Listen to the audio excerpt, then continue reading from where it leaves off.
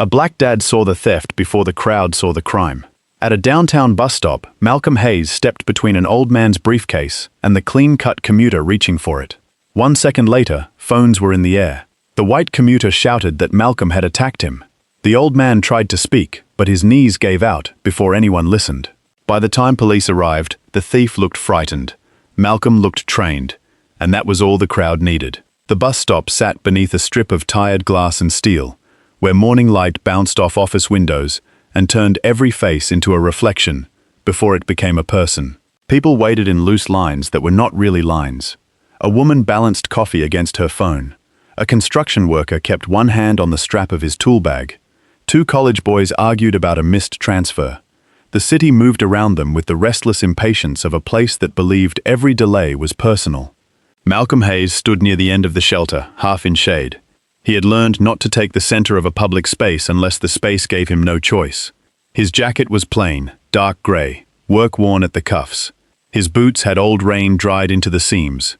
His hands were empty. That mattered. Empty hands kept strangers calmer. He checked the route board once, then the street, then the glass panel behind him. Not because he was nervous, because glass told the truth differently. It showed what people did when they thought no one was watching them directly. The number 42 bus was running 7 minutes late. An old man at the front of the shelter adjusted his grip on a leather briefcase. Malcolm noticed the briefcase before he noticed the man, because the man's hand kept returning to the same place, the brass latch on the right side, scratched near the corner, polished dull by years of use. It was not new. It was not expensive in the way people meant when they wanted strangers to know they had money. It looked like something that had survived. The man carrying it was old, white, narrow through the shoulders, with a wool coat too heavy for the season. He had the careful posture of someone trying not to let the world know his knees hurt. Every few seconds, his thumb touched the latch, not checking it, reassuring himself. Malcolm looked away before the old man could feel watched. A delivery van backed into traffic and earned 3 horns. The woman with the coffee sighed loudly enough to make it public. The construction worker shifted his tool bag from one shoulder to the other. Then the clean-cut commuter arrived. He came from behind the shelter, not from the crosswalk. Mid-30s, white, blue shirt beneath a navy coat, messenger bag across his chest. Good shoes, recently polished. He had the kind of face people trusted before he spoke. He did not look at the route board, that was the first thing. He checked the street as if he were waiting for the bus, but his eyes did not follow the lane. They passed over the bus numbers and settled, briefly, on the old man's hand. Then the briefcase. Then the latch. Malcolm lowered his gaze to the man's feet. The commuter's right foot was angled away from the curb, not toward the bus door, toward the gap between the shelter and the newspaper box. Exit line. Malcolm's thumb brushed once against the seam of his own jacket. A habit, old enough to happen before thought. He did not move. Not yet. The old man took half a step forward when another bus groaned around the corner. The crowd leaned with him. People always leaned before they knew whether the bus was theirs. The clean-cut commuter leaned too late. Not with the crowd. After it. He used their motion as cover. Malcolm's eyes stayed on the hand, left hand low. Palm angled inward. Fingers loose, too loose. A person reaching for balance opened the hand. A person reaching for property curled it just before contact. The bus approaching the curb was not the 42, but the shelter still tightened. Noise rose. Brakes, air, the wet scrape of tires. Bodies shifted toward a door that would not open for most of them. The old man's thumb lifted from the latch. The commuter moved. Malcolm stepped before the reach finished. He did not grab the commuter's throat. He did not swing. He simply crossed the narrow space with a speed the crowd was not ready to understand, and placed his body between the left hand and the briefcase.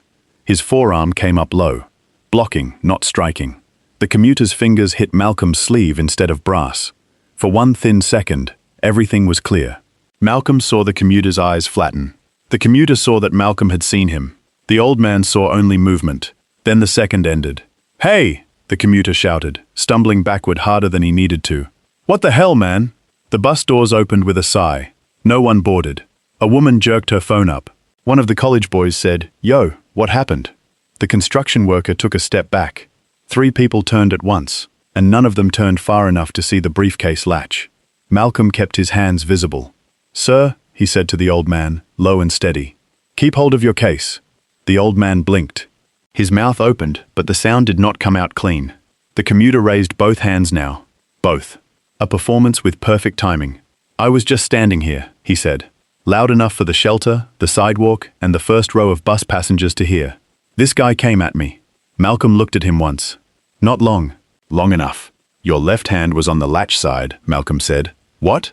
The commuter gave a short laugh. Are you serious? A phone was already recording. It belonged to a woman in a beige coat near the pole. She held it high, above eye level, the way people did when they wanted proof and attention at the same time. This man just attacked somebody at the bus stop, she said into the screen.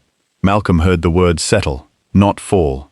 Settle, like dust deciding where it belonged. I didn't attack him, Malcolm said. His voice did not rise. That made it worse for some people. Fear expected volume. Guilt expected panic. Malcolm gave them neither, so they found another word for it. Cold. The commuter took one more step back and rubbed his forearm, though Malcolm had barely touched him. You all saw that, right? He said. He just lunged at me. A passenger inside the bus leaned toward the window. The driver called out, "Is everything okay out there?" No one answered. They were too busy choosing sides. The old man tried again. His face had gone pale in a way Malcolm did not like. The color had withdrawn from his cheeks, leaving the skin around his mouth gray. Malcolm turned toward him, careful not to move too fast this time. "Sir, sit down." "Don't tell him what to do," the woman with the phone snapped. The commuter seized the opening. "Exactly. Back up from him." Malcolm did not look at the phone. He looked at the old man's knees. They were beginning to soften. The briefcase dipped. Malcolm reached toward it, then stopped himself halfway. In another room, with another set of eyes, helping would have been simple. Here, his hand near that case would become the whole story. "Hold the case close," he said instead. "Sit if you can." The old man's fingers tightened around the handle. His thumb slipped over the brass latch again. "I need," the old man whispered. But the rest was swallowed by the bus engine, the crowd, and the woman's voice. "He's scaring him," she said. "Someone call security." "I already did," someone else replied. Malcolm's jaw tightened once. That was all. He could feel the shape of the moment now. He had felt it before in different places, under different lights. A crowd did not need the full truth to become certain. It only needed a picture that matched what it already feared. The clean-cut commuter understood that too. He stepped closer to the camera, but not too close to Malcolm. "Look, I don't want any trouble," he said, suddenly gentle. "I'm just trying to get to work. Trying to get to work." The phrase did its job. It dressed him in routine. Office, schedule, innocence. A man with polished shoes and somewhere legitimate to be. Malcolm, in his dark jacket and old boots, had only his stillness. A transit security guard jogged up from the corner kiosk, one hand on his radio. "What's going on?" The woman pointed before anyone else spoke. "That man attacked him." The guard looked where she pointed, at Malcolm. Not at the commuter, not at the briefcase, not at the old man whose hand was shaking against the latch. Malcolm lifted both palms slightly. "I stopped a theft attempt," he said. "Check the shelter camera. The reach came before I moved." The guard frowned. "The what?" "The reach. Left hand. Latch side." The commuter scoffed. "Listen to him. He's making up some tactical nonsense." That word caught. Tactical. Several faces changed. Malcolm saw it happen in real time. The crowd taking a neutral detail and filing it under danger. The way he stood. The way he noticed. The way he had moved before they did. It all became suspicious once someone gave them the right label. The old man swayed. This time Malcolm could not stay still. He shifted one step, not toward the commuter, not toward the case, but toward the bench. "Sir, sit." The old man obeyed, because his body made the decision before pride could stop it. He lowered himself onto the metal bench, briefcase across his lap, both hands now on the handle. "Do you know him?" the security guard asked the old man. The old man looked from Malcolm to the commuter and back again, trying to organize the seconds. He said. The word was too small for the crowd. A woman's voice cut through from the sidewalk. "Mr. Whitmore!" A woman in a black suit hurried toward the shelter. Silver hair pinned tight, phone in one hand and a folder in the other. She had the controlled alarm of someone trained never to run in public, but running anyway. "Marion," the old man said. She reached him and put a hand lightly against his shoulder. Her eyes moved over his face, then down to the briefcase, then to the security guard. "What happened?" "He attacked someone," the woman with the phone said. "No," Malcolm said. "A man reached for his case." The commuter threw his hands out. "This is insane." Marion looked at Malcolm only for a second. Then she looked at Harold's hands. That was the first person besides Malcolm who looked at the hands. His left hand was trembling. His right was clamped around the briefcase handle. The latch sat crooked by a fraction, not open, not closed the way it had been. Marion saw it. Her eyes sharpened. "Mr. Whitmore, can you stand?" "I need to tell them," Harold said, voice thin. "You need to breathe first." The security guard stepped between Marion and Malcolm, as if the threat had already been assigned. "Ma'am, we need everyone to stay here until police arrive." Marion's face tightened. "He has a medical history. Police are on their way. He has a board deadline in 20 minutes and he is about to collapse." The guard did not know what to do with that sentence. It sounded important, but not in the category he had prepared for. The commuter shifted toward the open sidewalk. Malcolm saw it. So did nobody else. "Don't let him leave," Malcolm said. The commuter stopped, offended before anyone accused him. "Are you kidding me?" The guard turned on Malcolm. "Sir, you need to stop giving orders." Malcolm went quiet. He had said what needed saying. The rest would either be heard later or not at all. 2 police cruisers pulled up against the curb, lights flashing without sirens. The colors moved across the glass shelter and cut everyone into red and blue pieces. An officer stepped out first and took in the scene the way busy officers often did. Loudest witness, most visible conflict, body language after the fact. The woman with the phone moved toward him immediately. "I have video," she said. The officer looked at the phone. Malcolm watched his eyes. They did not move to the shelter camera. They did not move to the briefcase latch. They moved from the phone to Malcolm. "What's your name?" the officer asked. "Malcolm Hayes." "You got ID?" "Yes." "Keep your hands where I can see them." Malcolm's hands were already where everyone could see them. The officer did not seem to notice. Marion helped Harold stand. He tried to resist her. "He helped," Harold said, but the sentence broke because his breath caught. Marion's grip tightened. "Mr. Whitmore, we are leaving now." The officer glanced at her. "Ma'am, we need a statement."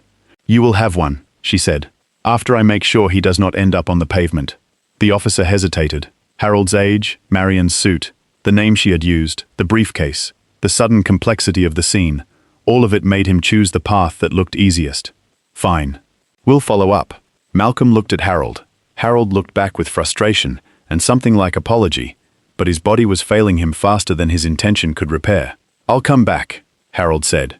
The crowd did not hear him. Malcolm did. The commuter heard it too. His jaw worked once. The officer turned back to Malcolm. "We need you to come downtown and give a statement." "I can give it here," Malcolm said. "We need to sort out what happened. Then check the camera first." "We will." But the officer was already guiding the story toward the cruiser. The phone kept recording. The commuter stood near the shelter with his sleeves clean and his face arranged into injured confusion. The old man was led away. The briefcase went with him. And Malcolm, whose hands were still empty, was the one the police placed in the back seat. As the door closed, he looked through the window at the shelter camera mounted above the route sign. Small, black, still. It had seen the beginning. Now the question was whether anyone wanted the beginning at all. The cruiser smelled faintly of vinyl, rainwater, and old coffee. Malcolm sat with his hands resting on his knees, not because anyone had told him to keep them there, but because public rooms had taught him that stillness could keep other people from inventing motion. Outside the rear window, the bus stop kept moving without him. That was always the cruel part.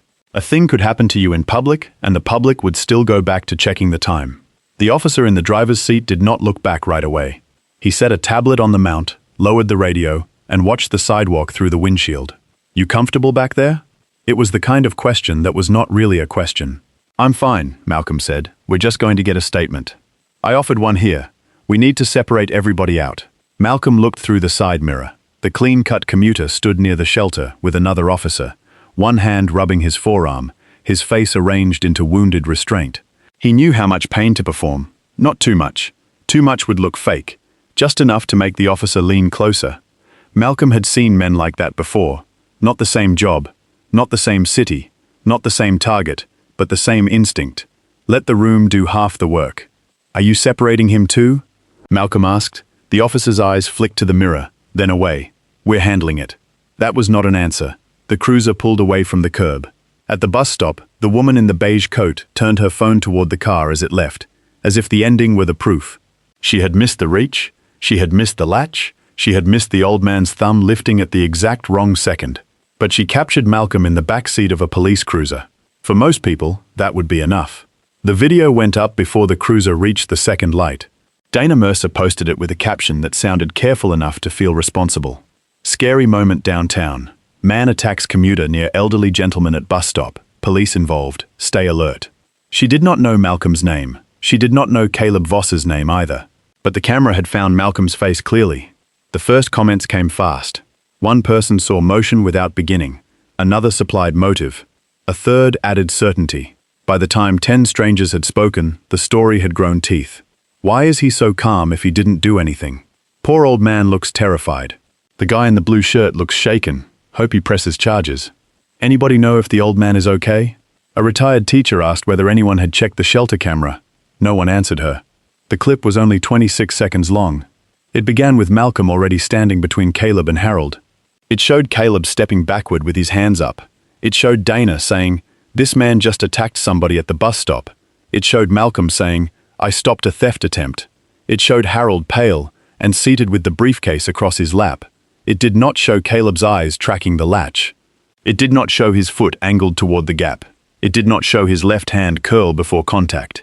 It did not show Malcolm waiting until the last possible second, using the least possible force. It did not show the beginning. And a story without the beginning was almost always a weapon. Marion Cole knew that before anyone at the station did. In the back seat of the town car, Harold Whitmore leaned against the headrest with his eyes closed. His breathing had steadied, but only after Marion loosened his tie and made him take the small white tablet his cardiologist insisted he carry. The briefcase lay across her lap now. One of her palms rested over the scratched brass latch, not possessively, protectively. "Mr. Whitmore," she said, "look at me." Harold opened his eyes. The city moved past them in broken reflections. Office towers, bus shelters, people looking down at phones. The same route his wife had once taken every morning when they had no car, no driver, and no savings worth naming. "I need to go back," he said. "You need to breathe." He stopped him. "I know. No." Harold's voice sharpened, then broke into a cough. "You heard me try. They did not." Marion checked his color. "Better, but not enough. I heard enough to know we need to make this official. Then turn around. We are 6 blocks from the board office. If you miss the filing window, Harrogate Council will stall the transfer again." Harold shut his eyes. That name made him still. Harrogate Development had spent months trying to delay the old depot project. Marion did not need to explain the full packet in the case. Harold already knew what it meant. Final signatures. Board authorization. A community project his late wife had wanted. Before money made people start calling him generous instead of stubborn. Harold had insisted on taking the bus that morning because Evelyn had taken the 42 for 11 years. She used to say a city showed its conscience by who could still get where they needed to go without begging for a ride. The depot project had been hers before it was his. But memory did not make a man invincible. "I am not asking you to abandon him," Marion said. "I am asking you to stay conscious long enough to help him." Harold looked at her then. His eyes were watery, furious, humiliated by his own weakness. "He stood in front of me before he knew my name. I know. They took him. I know. He told them to check the camera. I heard. Then why are we still moving away?" Marion's hand tightened once on the briefcase. "Because if these papers do not get stamped, the people who sent that thief may get exactly what they wanted. And if that happens, Mr. Hayes will have protected this case for nothing." The argument landed because it was true. That did not make it kind. Harold stared at the roof of the car. "Call Warren," he said. Marion paused. "Captain Warren? He owes me a returned favor. He is police command. Then he knows how to find out where they took him." Marion already had the phone in her hand. Back at the bus stop, the remaining officers collected statements from people who had seen only the second half of a sentence and believed they had read the whole page. Caleb Voss gave his name clearly. He worked in asset operations, he said. He was on his way downtown. He had never seen the old man before. He had never touched the case. He had been attacked by a stranger who came out of nowhere. He did not overplay it. That was why it worked. When the officer asked whether he wanted medical attention, Caleb looked down at his forearm as if embarrassed by the suggestion. "I think I'm okay," he said. "Just shaken."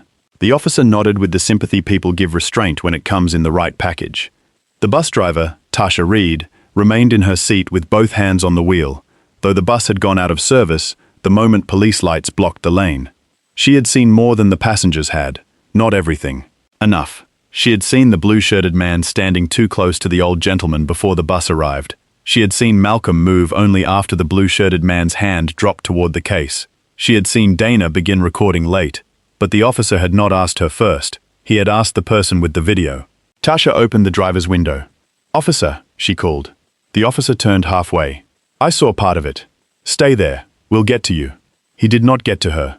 Another call came over his radio. Traffic began knotting behind the stalled bus. A supervisor told Tasha to clear the lane if the scene was secured. Caleb had been allowed to step aside near the kiosk. Dana was showing her video to two more strangers. The old man was gone. Malcolm was gone. Tasha looked at the camera mounted above the shelter, then at the small interior camera above her own windshield. "Part of it," she said quietly. But the bus engine swallowed the words. At the second precinct, Malcolm was not handcuffed when they brought him in. That was supposed to mean something. The officer who walked him through the side entrance said, "You're not under arrest right now." Right now. Another phrase that looked neutral until it touched skin. Malcolm nodded once. The lobby smelled of floor cleaner and paper. A television mounted in the corner played local news with captions running under a weather map.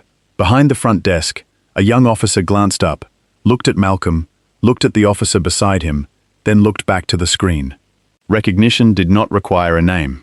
Sometimes it was only the look people gave a man entering a police station beside a uniform.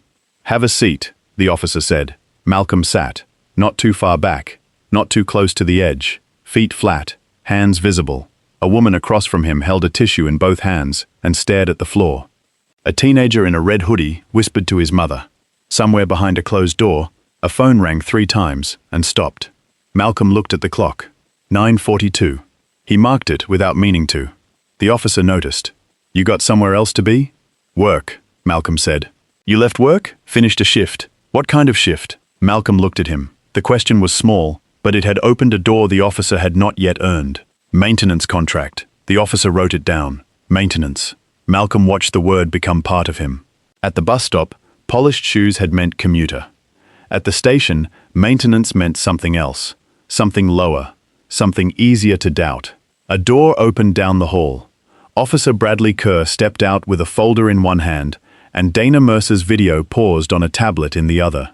Kerr was not old, but he had already learned the posture of a man who wanted rooms to know he belonged to authority. He wore his badge neatly. His hair was clipped close. His face had the tired confidence of someone who believed skepticism was the same thing as intelligence. "Mr. Hayes?" Malcolm stood. Kerr looked him over. Not obviously, not rudely. Efficiently, height, shoulders, hands, boots, jacket, calm face. The inventory took less than a second. It still happened. "Come on back," Kerr said. The room they used was not an interrogation room in the way television taught people to fear. No dramatic lamp, no one-way glass that Malcolm could see. Just a small table, 3 chairs, a wall clock, a box of tissues, a camera in the corner, and fluorescent lights that made everyone look a little guilty. Kerr set the folder down and gestured to the chair. "Like Officer Daniels told you," he said, "we're just getting a statement." Malcolm sat. Kerr sat across from him. For a moment, neither spoke. Kerr tapped the tablet awake. Dana's video froze on Malcolm mid-motion, one arm raised, Caleb recoiling, Harold seated behind them with the briefcase across his lap. A still image was worse than a lie sometimes. A lie at least moved. A still image pretended the world had no before or after. Kerr turned the tablet so Malcolm could see it. "Walk me through this." Malcolm looked at the frame, then at the timestamp. "This starts late," he said. Kerr's pen paused. "That wasn't my question. It is my answer." The wall clock clicked once. Outside the room, a phone started ringing again. Kerr leaned back slightly. A small thing. But Malcolm saw it.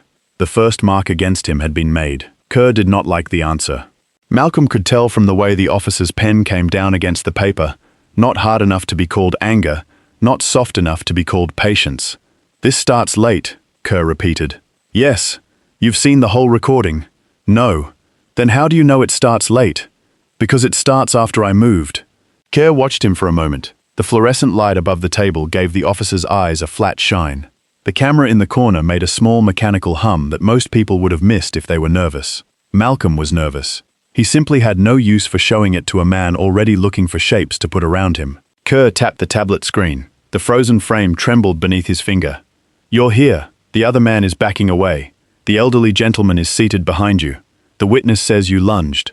The witness started recording after the reach. The reach, Kerr said, as if the word had become irritating. His left hand moved toward the latch. Whose left hand?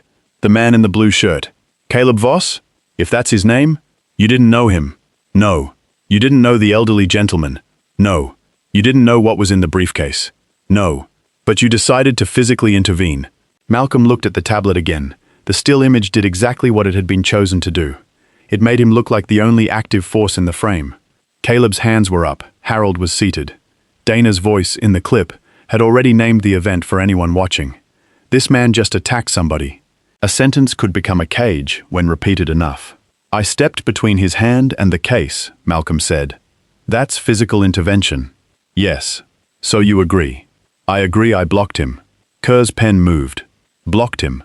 Malcolm watched the phrase enter the page without the word why. Did you make contact? With his hand or sleeve? Which one? Both, maybe. His fingers hit my forearm when I stepped in. So he made contact with you. Because I interrupted his reach.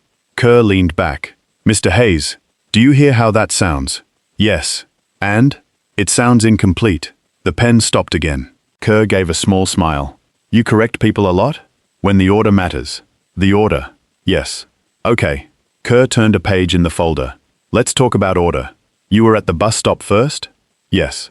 Waiting for the 42? Yes. Going where? Southbound transfer. To? Work office. I thought you said you finished work. I was returning a key card. You said maintenance contract. Yes. Kerr wrote something down. Maintenance. Malcolm watched the word become part of him. At the bus stop, polished shoes had meant commuter. At the station, maintenance meant something else. Something lower. Something easier to doubt. What kind of maintenance? Building systems? Security systems? Sometimes. Kerr looked up. There it was. A new shape for the story. So you're familiar with cameras. I know where they're usually placed. Did you know there was a camera at that bus stop before you moved? I saw it after, but you asked officers to check it right away. Because it was there. You notice cameras quickly? I notice things in public spaces. Kerr's smile faded. Most people became less comfortable the more clearly Malcolm answered. They wanted panic or submission.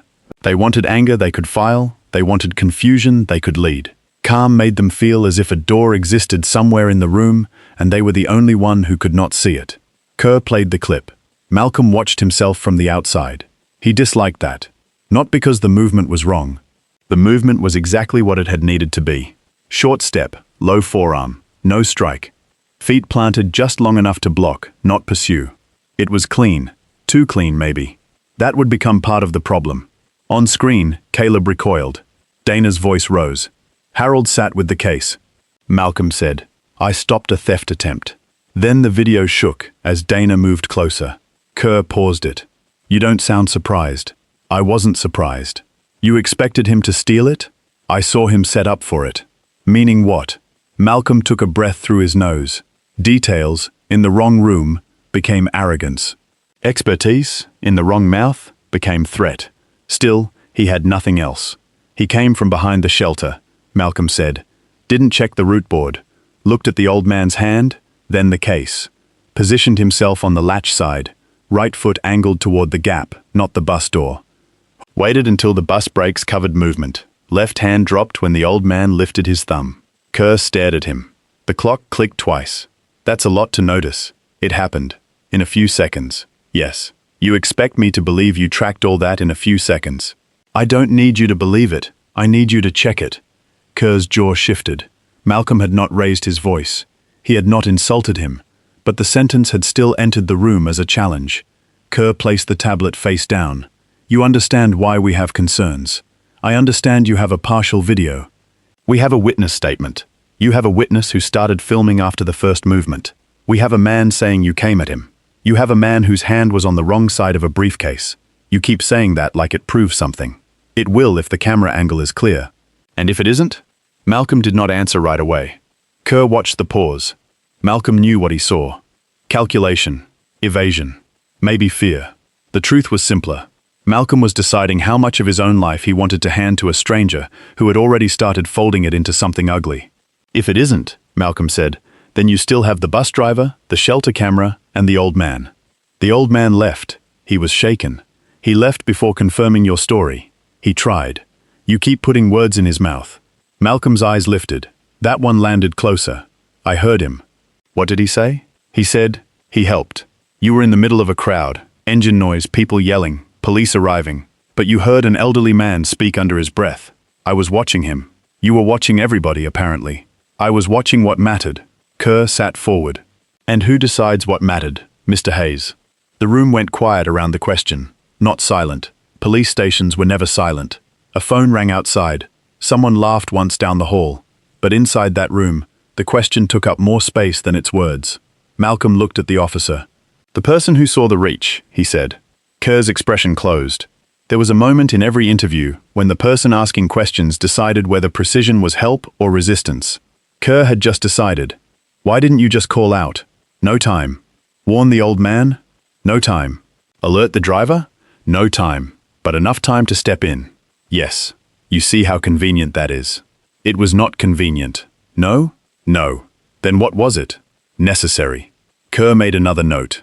Necessary. Again, without the word why. Malcolm let his gaze move to the wall clock. 9:58. Have you spoken to Mr. Whitmore? Malcolm asked. Kerr blinked once. Who told you his name? The woman at the stop. You remember that too. She called him Mr. Whitmore. You remember names under stress? Yes. Interesting. The word carried weight it did not deserve. Did you speak to him? We're following up. That means no. It means we're following up. Then you don't have his statement. We have the video. You have the end of it. Kerr set the pen down. The sound was small. The meaning was not. Mr. Hayes, I'm going to be direct with you. You inserted yourself into a situation involving an elderly man and a valuable-looking briefcase. I stopped a theft. You say that. The camera will say it. We don't know that yet. Then wait until you do. Kerr's eyes hardened. There's also the matter of force. What force? You used your body to stop another man. You're not law enforcement. You're not transit security. I didn't detain him. You told security not to let him leave, because he tried to steal the case. Again, your version. The sequence. Kerr picked up the pen again. Let's talk about your comfort with the word sequence. Malcolm said nothing. Most people say, I saw him try to steal it. You're giving me angles, timing, hand placement, camera placement. You're very controlled. Is that a problem? It can be. For who? For someone who knows exactly how to create reasonable doubt. There it was. The first open accusation wearing a clean shirt. Malcolm leaned back half an inch. Not away from Kerr, away from the sentence. Kerr noticed. You don't like that. I don't like being accused because I remember what happened. You're not being accused. You're building toward it. Kerr's pen hovered. For the first time, uncertainty crossed his face, thin and quick. Then it was gone. I'm trying to understand why a man with no connection to either party reacted faster than everyone else. Because everyone else reacted to me. And you reacted to him. Yes. Before he did anything visible. Before he finished doing it. Kerr stared. Malcolm could feel the officer's frustration turning in place. Kerr wanted a contradiction. A loose thread. An emotion strong enough to pull. But Malcolm had learned long ago that anger was expensive in rooms where other people controlled the report. So he saved it. Kerr stood and poured water from a plastic pitcher into a paper cup, then set it in front of Malcolm without asking whether he wanted it. Malcolm did not touch it. Kerr saw that too. You always this careful? When I need to be. And did you need to be careful today?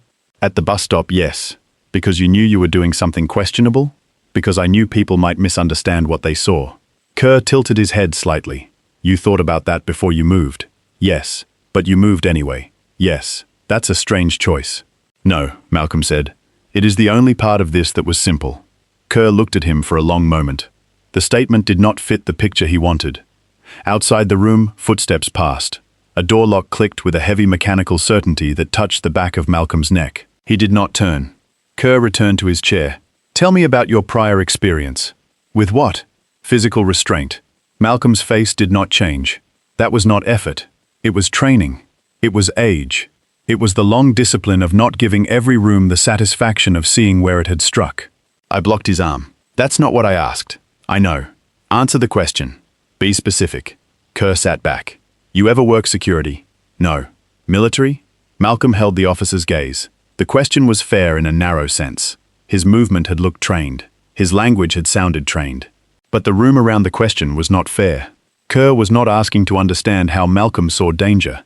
He was asking to discover whether the danger could be moved inside Malcolm's body and named as history. Yes, Malcolm said. What branch? Navy. What did you do? Served. Kerr's pen waited. That's broad. It is accurate. How long? Long enough. What rank? Does that change whether Caleb Voss reached for the case? It changes how we understand your use of force. There was no use of force beyond blocking contact. That's your interpretation. It is what happened. Kerr wrote something, then underlined it. Malcolm did not ask what. He already knew the shape. Military background, controlled movement, physical intervention, evasive, possible escalation risk. A life could be reduced to fragments if the person holding the pen did not care what held them together. Kerr looked up. Any combat training?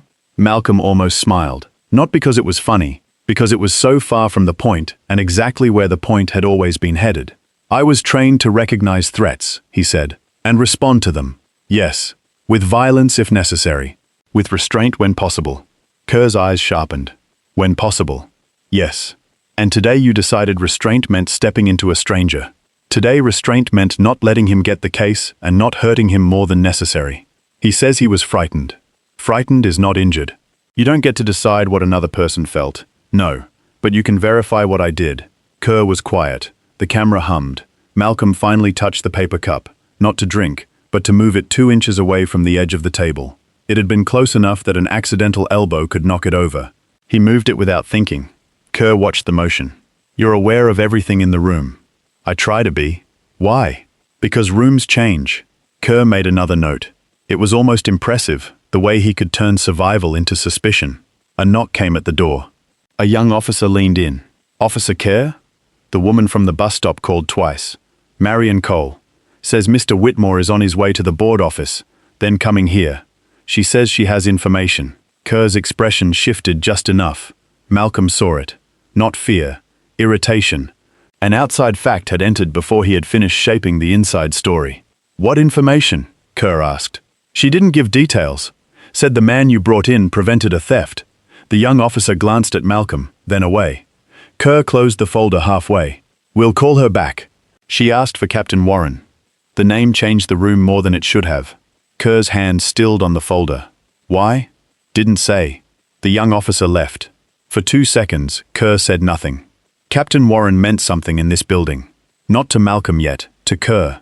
The officer recovered. People make calls, he said. Yes, Malcolm said. You know Mr. Whitmore? No. You know Ms. Cole? No. But now they're asking for command. Maybe because no one listened at the stop. Kerr's eyes came back to him. You have a habit of implying misconduct. I have a habit of naming sequence. There's that word again. It keeps being relevant. Kerr stood. This time he took the tablet with him. We're going to pause. Am I free to leave? Kerr stopped at the door. Not long. Long enough. Not yet. Am I under arrest? Not at this time. Then what am I? Kerr looked back. The honest answer was in the room. A man held in place by suspicion that did not yet have the courage to call itself a charge. Instead, Kerr said, someone whose story still needs checking. Malcolm nodded once. Then check the beginning. Kerr left. The door closed. Malcolm sat alone beneath the fluorescent light with the untouched water cup near his right hand, the camera humming above him, and the clock cutting the morning into official pieces. He looked at the empty place where the tablet had been. The end was easy. People loved the end. The end gave them a face, a posture, a man in the back of a cruiser. The beginning asked more of them. The beginning required them to admit they had looked too late. Kerr left Malcolm alone for 18 minutes. Malcolm knew because the clock gave him no mercy. At first the room felt ordinary, in the way official rooms tried to feel ordinary. Plain table, 2 chairs, 1 camera, 1 cup of water, a box of tissues placed near the wall, not close enough to comfort anyone, close enough to remind people that the room had seen them break before. Then the minutes began to work. A room did not need bars to become a cage. It only needed a closed door, a camera, and someone outside deciding when the next question would arrive. Malcolm did not pace. He did not touch the door. He did not call out. He sat with both feet on the floor and let his breathing stay quiet. 4 counts in. 4 counts held. 6 counts out. Not meditation. Habit. Something older than civilian life and harder to explain than fear. The phrase Kerr had used stayed in the room after him. Someone used to being in the system. Malcolm looked at the tabletop. There was a pale scratch near the edge where someone had dug a ring or a key into the surface. A small crescent, repeated pressure, same spot, over and over. People left marks in rooms where they were not allowed to leave answers. He wondered how many men had sat here trying to sound calm enough to be believed, only to learn that calm could be translated into guilt. The door opened. Kerr came back without the tablet this time. He carried a fresh sheet of paper, a printed still from Dana's video, and a look that said he had used the hallway to become more certain. He sat. Malcolm waited. Kerr placed the printed still between them.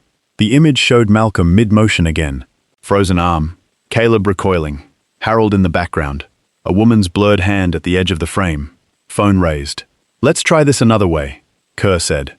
Malcolm looked at the picture, not at Kerr. Pictures don't have order. They have impact. That's the problem. Kerr's mouth tightened. "You know, most people in your position would be a little more concerned about how this looks." "I am concerned. You don't seem concerned. I'm answering your questions. You're controlling them." Malcolm lifted his eyes. There it was again. Control as accusation. I'm being precise. Precision can be a form of control. So can leaving out the first 7 seconds. Kerr tapped the photograph. "We don't have the first 7 seconds yet. Then you don't have the event. We have enough to justify questions." "Yes, and I'm asking them." "No," Malcolm said.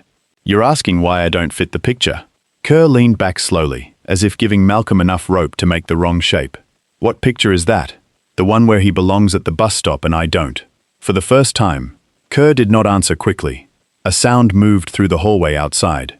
A radio burst, half a sentence, then static. The building continued around them, indifferent and busy. Kerr set his pen down carefully. "This is not about race." Malcolm did not blink. "I didn't use that word. You implied it. I described the picture. The picture is a physical altercation. The picture is after a prevented theft. That is your claim. That is the sequence." Kerr exhaled through his nose. "You keep hiding behind that word. I'm standing in it." "Fine." Kerr folded his hands on the table. "Sequence. A white male commuter says you lunged at him. Multiple witnesses say they saw you standing over him. The elderly man left before giving a formal statement. A video shows you in a physical posture of aggression. You admit military training. You admit you noticed cameras. You admit you anticipated being misunderstood before you moved." Malcolm listened. Kerr's list was not false. That made it more dangerous. A crooked story did not need invented facts if it could arrange true ones in the wrong order. "You left out his hand," Malcolm said. "We don't have proof of his hand. You haven't looked for it. We are in the process. You started with me. You were the one people identified. They identified the part they filmed." Kerr's eyes sharpened. "And yet you knew enough not to touch the case." Malcolm went still, not visibly, not enough for Kerr to notice, unless he knew what stillness cost. But inside him, something old opened one eye. Kerr saw a reaction and followed it. "At the scene," Kerr said, "you started to reach toward the briefcase when Mr. Whitmore nearly dropped it. Then you stopped. Why? Because helping would have looked like stealing. So you were thinking about appearances. I was thinking about consequence. For yourself? For everybody." Kerr tilted his head. "That sounds noble. It was practical. You want to explain that?" "No." Kerr's pen touched the paper, refused to explain. Malcolm watched him write it. The scratch in the tabletop seemed deeper now. Kerr said, "You understand that from our side, this looks like a man who knows exactly how not to leave marks. I didn't leave marks because I didn't attack him, or because you know how to handle someone without making it obvious. Officer Kerr." The name changed the room. Kerr looked up. Malcolm's voice had not grown louder, but it had lost something softer. "You're building a version where my restraint is evidence against me." Kerr held his gaze. "I'm asking why you're so restrained. Because if I'm not, this room gets easier for you." The words arrived and stayed. Kerr's face did not change much. A small tightening at the corners of the mouth. A blink held half a second too long. "You think I'm trying to make this easy? I think you already know which answers you prefer." Kerr sat back. The camera hummed above them. For a moment, Malcolm could see the officer choosing between offense and discipline. Kerr chose discipline, but barely. "Let me be very clear," Kerr said. "A man with your size, your training, your composure, putting himself into physical contact with a civilian at a public transit stop is not a small thing." "No. So you agree?" "I agree it mattered. And yet you made that choice in less than a second." "Yes. Why?" "I already told you. Tell me again." "The hand. Again. The hand went to the latch. Again. The bus covered the movement. Again. The foot was set for the exit gap. Again. His eyes weren't on the bus. Again. Kerr's voice had flattened. Not because he needed the answer, because repetition could make a truthful man sound rehearsed. Malcolm stopped. Kerr waited. Again. Kerr said. Malcolm looked at him. No. Kerr's pen stopped moving. No? You have my answer. You don't decide when I have enough. I decide when I start helping you turn memory into a trick. Kerr's chair scraped back a fraction. This was the moment he had been waiting for. Not anger, not even resistance, just enough refusal to right around. There it is, Kerr said quietly. What? The edge. Malcolm almost laughed then, but there was no humor in it. The edge. A man could be patient for an hour and be defined by the first inch of boundary he drew.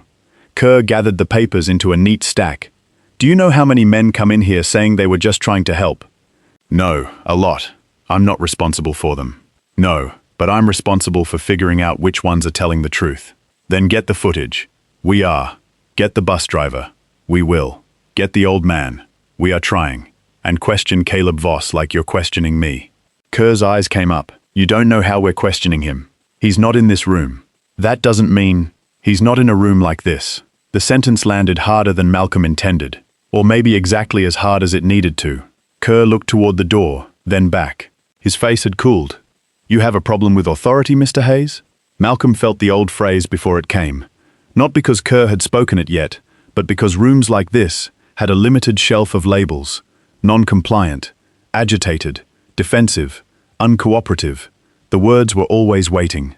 I have a problem with the wrong man being treated like the easiest explanation, Malcolm said. Kerr studied him. You talk like someone who has done this before. Done what?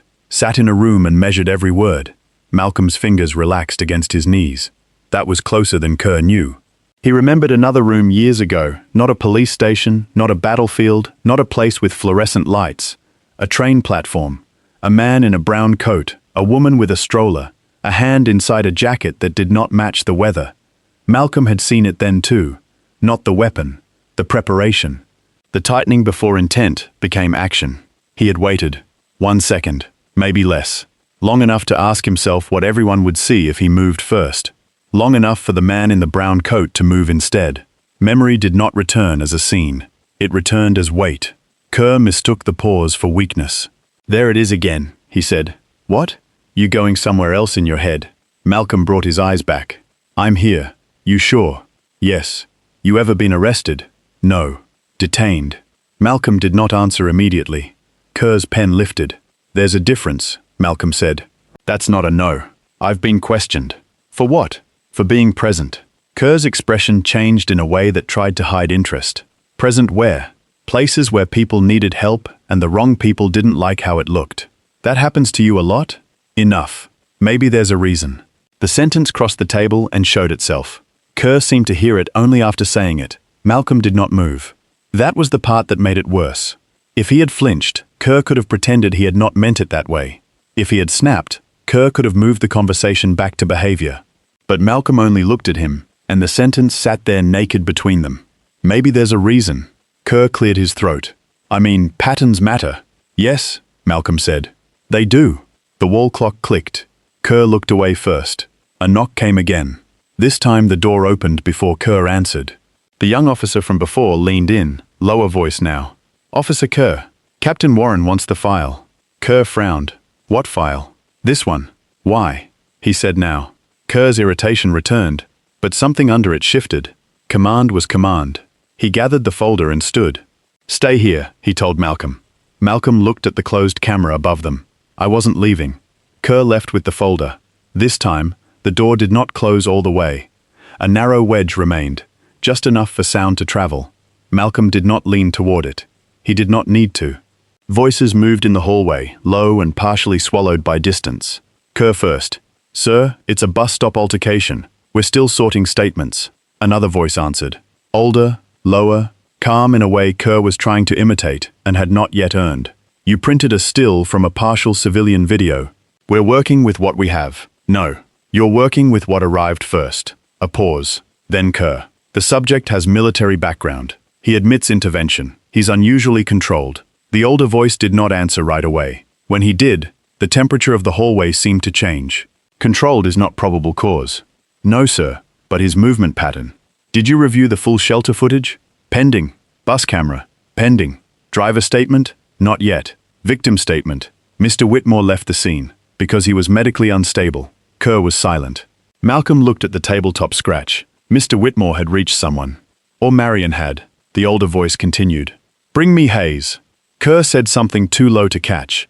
Then footsteps approached. The door opened. Kerr stood there with his face arranged into procedure again, but not as securely as before. Captain wants to speak with you. Malcolm stood. As he did, his jacket shifted at the collar. The old scar near his left collarbone pulled faintly beneath the fabric. A pale line from a life he did not discuss in rooms that had not earned it. Kerr's eyes flicked to it. He saw only another mark. Another question, another possible note. They walked down the hall. The precinct changed as they moved deeper into it. Fewer public voices, more closed doors, more framed commendations on the wall. A faded photograph of officers standing beside floodwater rescue boats. A flag folded in a glass case. A plaque for names Malcolm did not read. Kerr knocked once on an open door. Captain Elias Warren stood behind a desk covered with files, not cluttered, but used. He was a broad-shouldered man in his late 50s, black hair gone mostly grey at the temples, uniform crisp without vanity. His eyes moved from Kerr to Malcolm and stopped.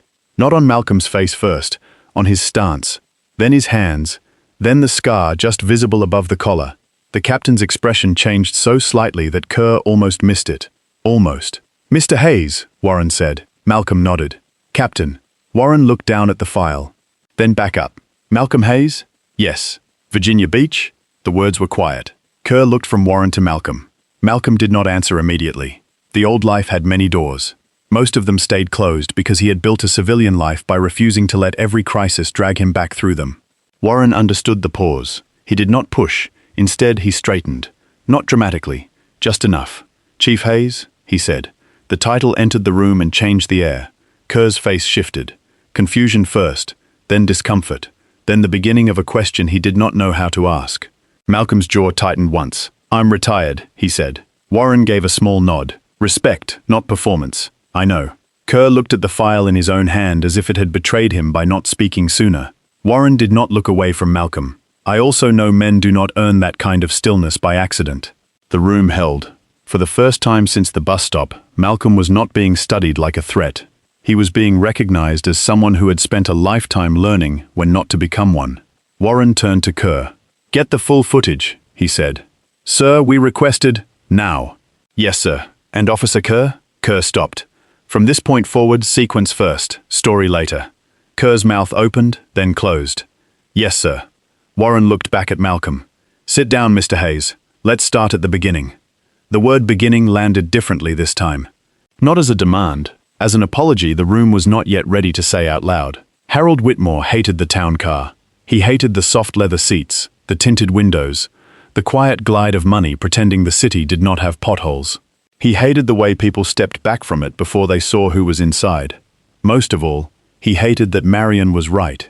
He should have taken it from the beginning. The briefcase sat beside him now, wedged between his knee and the door, one brass latch still slightly crooked from the moment at the bus stop. Harold kept his thumb on it anyway. The habit had formed decades earlier, before the briefcase held legal papers and signatures, back when it held overdue invoices, folded maps, and sandwiches wrapped by a woman who believed brown paper could make anything feel like a plan. Evelyn had bought it for him at a church basement sale for $9. She had called it handsome. It had not been handsome then. It was worse now. The leather had gone soft at the corners. The stitching near the handle had been repaired twice. A darker patch marked the place where rain had soaked through one winter morning, when Harold was still laying tile in office buildings for men who never learned his name. Marion had suggested replacing it at least 15 times. Harold had ignored her all 15. Some things were not kept because they were useful. They were kept because they remembered who you were before the world started mispronouncing you as important. The car turned onto Madison. Harold looked through the tinted glass at the bus lanes. The 42 line ran beside them for 2 blocks before bending south. Evelyn's line. The line she had taken when they lived above a laundromat and counted coins on Friday nights. The line she had taken when Harold's first contracting bid failed, when their heat went out, when she worked 2 reception desks and still came home with a library book under her arm. A city tells you who it cares about, she used to say, by who can still get there without a car. He had said yes at the time because he was young and tired and in love. He had not understood that she was giving him a philosophy. Your color is better, Marion said. Harold turned from the window. Marion Cole sat across from him, with her phone in one hand and a folder open on her lap. She wore her worry the way she wore everything else, efficiently, without ornament. Silver hair pinned, black suit, reading glasses low on her nose, one finger holding a page in place while another hovered over the phone. I am not a wall being repainted, Harold said. No. Walls usually listen when they're load-bearing. He would have smiled if his chest had not still felt hollow. Did you reach Warren? His office. Not him directly. I left priority code. Use the second number. I did. The third?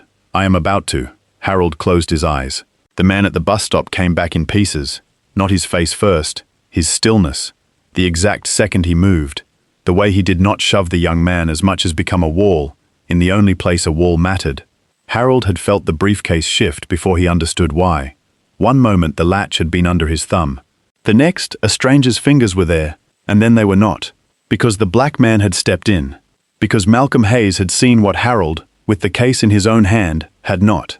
He knew, Harold said. Marion looked up. The man who helped me. He knew before it happened. Yes. You saw the latch? I saw enough. They took him away. I know. You keep saying that like knowing fixes it. Marion's face tightened, but her voice stayed controlled. Knowing tells me what has to be fixed first. The town car stopped at a red light. Outside, a young mother pushed a stroller past a bus shelter. An old man in a paint-spattered cap checked a paper schedule with his finger. Harold watched them and felt the sting of his own pride. He had wanted to arrive today by bus because symbolism mattered to him. Because Evelyn would have laughed at the idea of him being driven 3 blocks to talk about transit access. Because a promise made to poor people should not arrive behind tinted glass. But a promise could be sentimental and still foolish. Marion's phone buzzed. She answered before the second ring. Cole speaking. She listened. Her posture changed. Harold knew that posture. It was the posture she used when a room became legal. Yes, he is with me. No, we are not available for a casual follow-up later. The man who intervened has been taken to the 2nd precinct. Captain Warren needs to be informed that Mr. Whitmore will provide a statement in person. A pause. Because the initial account is wrong. Another pause. No, I am not speculating. I was present at the scene before Mr. Whitmore was removed. The suspect was not Mr. Hayes. Harold's hand closed on the briefcase handle. Suspect. The word had moved from the thief to the rescuer because enough people had pointed in the wrong direction. Marion listened again. I understand. Then inform Captain Warren that Mr. Whitmore is completing a time-sensitive filing and coming directly after. We also request immediate preservation of all exterior transit footage, bus interior footage, and officer body camera material. Her eyes flicked to Harold. Yes, all of it. She ended the call. They found him? Harold asked. 2nd precinct. Officer Bradley Kerr is handling the statement. Harold did not know the name. Marion clearly did not like it. And Warren? Message delivered. His aide sounded interested after I used your name. Harold looked out the window. His name still opened doors. That was the ugly convenience of wealth. The same city that had ignored his voice at the bus stop would answer Marion's call because the surname Whitmore had weight in the right database. He hated that too, but he would use it. Not for himself. Not today. How much time? He asked. 14 minutes to filing cutoff if traffic obeys God for once. God rarely manages traffic. No. That is why I told Joseph to take the alley behind Monroe. The driver turned before she finished. Harold looked at her. You already told him. I told him when you were pretending you were not dizzy. I was not pretending. You were failing to lie convincingly. The words should have irritated him. Instead, they steadied him. Marion had worked for him for 17 years. She had started as a temporary administrative assistant after a bank merger pushed her out of a job she had held for half her adult life. Harold had hired her permanently 3 weeks later because she corrected his calendar in red ink and told him one of his board members was wasting his time. Evelyn had adored her. That mattered more than any resume. The town car turned hard into the alley. Harold closed his eyes against the movement. For a moment the bus stop returned again, the phone in the woman's hand, the young white man's wounded voice, the officer looking at Malcolm first, not because Malcolm had spoken first, not because he had held the case, not because he had tried to leave, because he matched the shape of danger more easily than the other man did. Harold had seen that kind of math before. He had once benefited from it in ways he was ashamed of. Contractors believed him over men who knew more. Bankers smiled at him after denying men whose numbers were better. Wealth had not made him blind. It had only given him too many chances to look away. Evelyn had never let him. "If you are the most believed man in the room," she had told him once, "then your first job is to notice who is not being heard." He had not been able to do that at the bus stop. His body had failed before his conscience could. That humiliation hurt worse than the dizziness. "We will go back," Marion said, softer now. Harold opened his eyes. "I know." "No," she said. "You need to hear the order. We file. We preserve the project. We go to the precinct. You give a statement. I give a statement. We make them pull the footage. We do not let a partial clip become a permanent record." Harold breathed in slowly.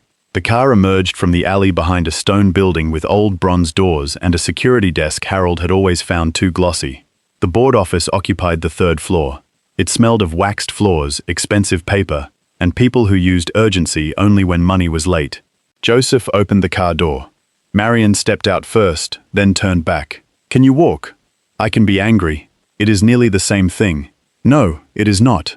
But he walked. Slowly. Briefcase in his left hand.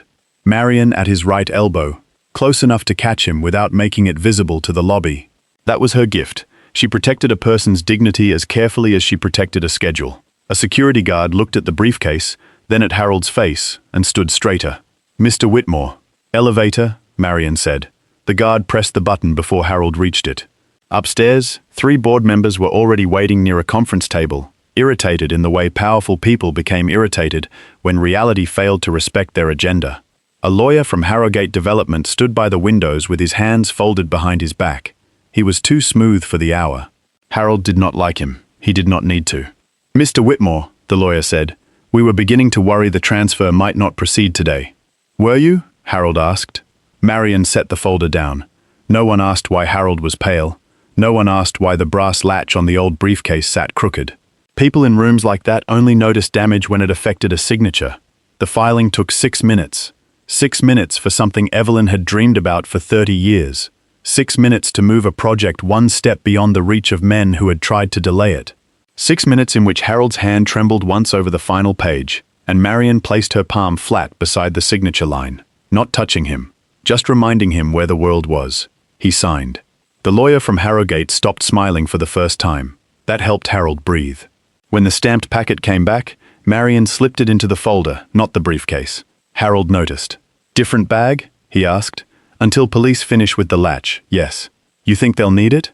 I think if Mr. Hayes was careful enough not to touch this case, we should be careful enough to let evidence speak for him." Harold looked at her. "Good. They left without coffee. Congratulations. Or conversation." In the elevator, Harold's phone began buzzing with messages from people who had seen the video. Some asked if he was safe. Some asked if the man had been arrested. One donor wrote, "Terrible what the city has become." Harold deleted that one without answering. The city had not become terrible in one moment. It had simply revealed what some people were ready to believe. When they returned to the car, Marion had the precinct on speaker. "This is Marion Cole for Harold Whitmore. We are en route now. Mr. Whitmore will make a statement regarding the bus stop incident involving Malcolm Hayes." A voice on the other end asked her to hold. Marion did not. "No. You may inform Officer Kerr that the man currently being questioned prevented the theft of Mr. Whitmore's briefcase. You may also inform Captain Warren that Mr. Whitmore is requesting formal preservation of the partial civilian video as evidence of public misidentification, not proof of assault." Harold looked at the briefcase between them. The latch had a faint smudge near the scratch. Not his. His thumb never touched that angle. He could see it now because Malcolm had named it. Latch side, left hand. The old man who had carried the case had not understood the danger until the stranger accused of danger explained it. That was the shame of it. "Marion," Harold said after the call ended. "Yes?" "When we get there, I speak first." "No." He looked at her sharply. She did not flinch. "You will breathe first," she said. "Then speak. I do not want them thinking you are carrying my words for me. They already failed to hear your words once. I am not letting pride risk the second time." Harold turned back to the window. She was right again. He hated the town car a little less. At the precinct, Captain Warren was still standing in his office with Malcolm Hayes seated across from him when the front desk called. Warren answered, listened, and looked toward the hallway. "Send them back," he said. Officer Kerr stood near the door, no longer fully inside the room and no longer fully out of it. That was what uncertainty did to a man who had been certain too early. It left him occupying thresholds. Malcolm sat in the chair Warren had offered him, not relaxed. Recognized was not the same as safe. Warren had asked him to start at the beginning, and Malcolm had done so in the same clean order he had tried to give Kerr. Bus arrival, left hand, latch side, foot angle, block, no strike. This time, no one interrupted at the word reach. That did not clear him. But it changed the room enough for truth to enter without having to break the door. Kerr kept his eyes on the folder. Warren kept his on the sequence. A knock came. The young officer opened the door. "Captain, Mr. Whitmore and Miss Cole." Warren nodded once. "Bring them in." Harold entered first because Marion let him. He looked smaller than he had at the bus stop, but not weaker. Age had stripped some men down to habit. Harold Whitmore's habit was refusal. He held the damaged briefcase in his right hand. Marion walked beside him with the stamped folder under one arm, and a look that had ended meetings more expensive than this room. Harold's eyes found Malcolm. For 1 second, the whole station seemed to narrow to the space between the man who had been protected and the man who had paid for protecting him. Harold stopped. The briefcase hung at his side. "Mr. Hayes," he said. Malcolm stood. "You all right, sir?" Kerr looked up then. Not because Harold had spoken. Because of what Malcolm had asked first. Not, "Are you here to clear me?" Not, "Tell them what happened." Not, "Do they believe you?" Only, "Are you all right?" Harold's face tightened. "Yes," he said, "because of you." The room did not move, but something in it changed weight. Marion stepped forward and placed the folder on Warren's desk. "My name is Marion Cole. I am Executive Secretary to Harold Whitmore. I was present at the scene immediately after the attempted theft. I observed Mr. Whitmore in medical distress, the briefcase latch disturbed, and the man in the blue shirt attempting to reposition himself away from the case. I can provide a full written statement." Kerr opened his mouth. Warren lifted one hand. "Not now." Harold looked at Kerr anyway. "You took him?" he asked. Kerr's jaw shifted. "We brought Mr. Hayes in to clarify conflicting accounts." Harold's fingers tightened around the handle of the briefcase. "He was the account you should have listened to first." Kerr said nothing. Harold turned back to Malcolm. "I tried to say it there." "I heard you," Malcolm said.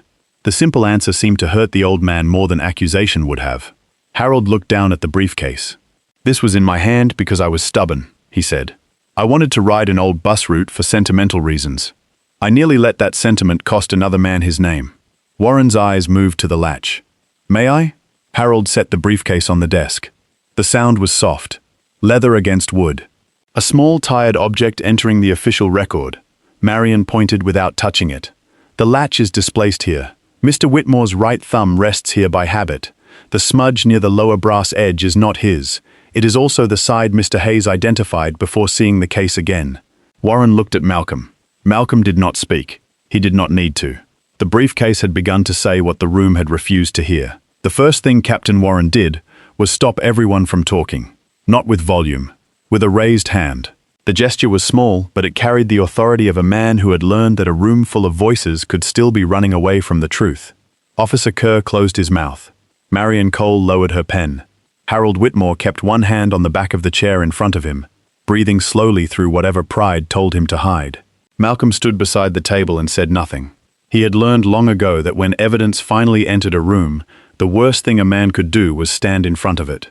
Warren looked at the briefcase on his desk. The old leather looked out of place under the fluorescent office light.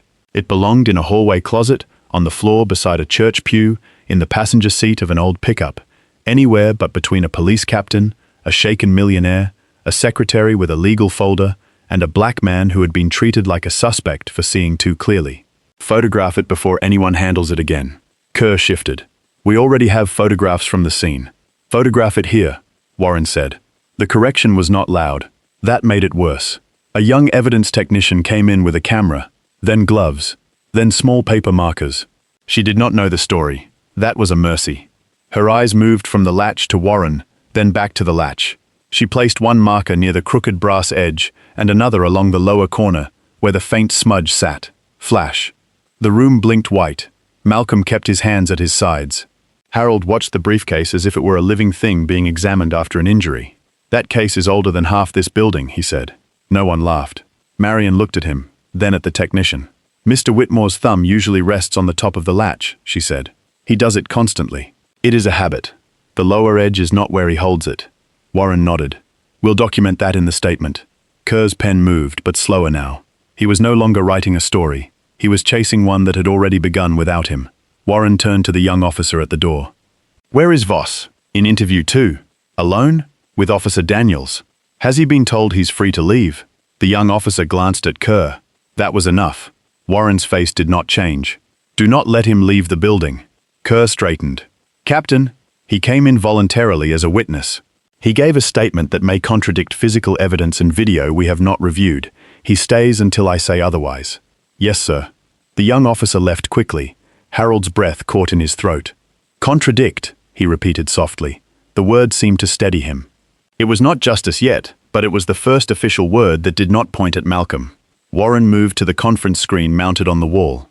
"Shelter footage." Kerr hesitated. "It's still coming through from transit." Then bus footage. "Also pending." "Body cam?" "Uploading." "Civilian clip?" Kerr picked up the tablet. Warren looked at him. "The full file, not the post." Kerr's jaw tightened. "We have the post. Then we have what she chose to show the world." The room went quiet. Dana Mercer's video loaded first because wrong stories traveled faster than complete ones. Kerr cast it to the screen. There it was again. Malcolm already in motion, Caleb recoiling, Harold seated behind them, Dana's voice naming Malcolm before the facts had arrived. "This man just attacked somebody at the bus stop." The phrase sounded different in Warren's office. At the bus stop, it had been alarm. Online, it had become evidence. Here, under the flat police station light, it sounded like a person building a bridge over a missing beginning and daring everyone else to walk across it. Warren did not watch Malcolm in the frame. He watched the edges. "Pause," he said. Kerr paused. Timestamp, 9:14:22. Incident call came in when? Kerr checked the file. 9:14:51. Video begins after physical contact. Yes. By how much? Kerr did not answer quickly enough. Malcolm did. 7 to 10 seconds. Kerr looked at him. Warren did too, but not with suspicion. "Why?" Warren asked. Bus brakes began just before the reach. The doors had opened by the time she started recording. Air release takes about 3 seconds after full stop. Crowd reaction another 2 or 3. She caught aftermath. Warren turned back to Kerr. "Write that down." Kerr wrote. Marion's eyes rested on Malcolm for a moment, not with surprise exactly, but with the uncomfortable recognition of someone seeing how much the room had tried to punish a man for being useful. Warren let the video play again. Caleb stepped backward, hands raised, voice wounded and clean. "I was just standing here. This guy came at me." Warren paused. "Mr. Hayes, did he say anything before that?" "No." "Did he identify himself?" "No." "Did he attempt to board the bus?" "No." "Did he move away from Mr. Whitmore before or after contact?" "After contact." Warren looked at Kerr. "Ask Voss why he didn't board the bus." Kerr wrote it down. "He might not have been taking that bus," Kerr said. "Then ask why he stood in the boarding line without checking the route." Kerr stopped writing for half a second. The question was obvious only after someone asked it. That was the embarrassment of evidence. It made neglected things look simple. The screen shifted when the young officer entered again. "Captain, transit sent exterior shelter footage. No audio. Put it up." The file took 20 seconds to load, 20 seconds in which no one spoke. On the screen, the bus stop appeared from above and slightly behind the shelter. The camera was not beautiful. Surveillance never was. The image was grainy at the edges. Faces blurred when people moved too quickly. The timestamp glowed in the corner, with the cold patience of a machine that had no need to be believed. Warren stood with his arms folded. Kerr stood beside him. Harold lowered himself into a chair at Marion's insistence, but his eyes stayed on the screen. Malcolm remained standing. The footage began at 9:13:42. The shelter looked smaller from above, less dramatic, more ordinary. A handful of people under glass. The old man near the front with his briefcase.